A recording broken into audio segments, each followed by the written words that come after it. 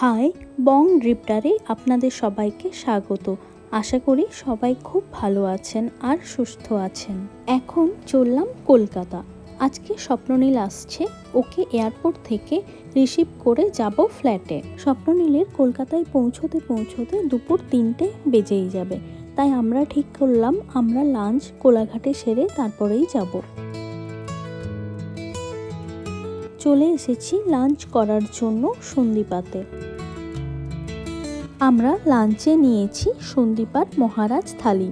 থালিতে আছে ভাত, লেবু, স্যালাড, উচ্ছে ভাজা, পটল ভাজা, আলু সেদ্ধ, ডাল, শুক্তো, আলু পোস্ত, দই মাছ, পাঁপড়, চাটনি, পায়েস আর মিষ্টি।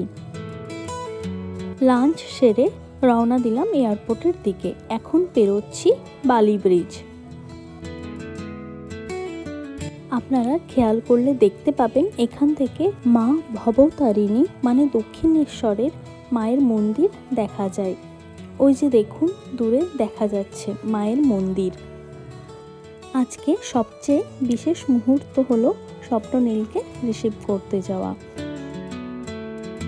সবার মনের মধ্যেই একটা আলাদাই উচ্ছ্বাস কাজ করছিল, কিন্তু ওকে রিসিভ করার মুহূর্তটা আমি ক্যামেরাবন্দি করতে পারিনি, কারণ মায়ের তখন হঠাৎ করেই শরীরটা খুব খারাপ হয়ে গেছিল, তাই আর ক্যামেরাবন্দি করা হয়নি আপনাদের জন্য।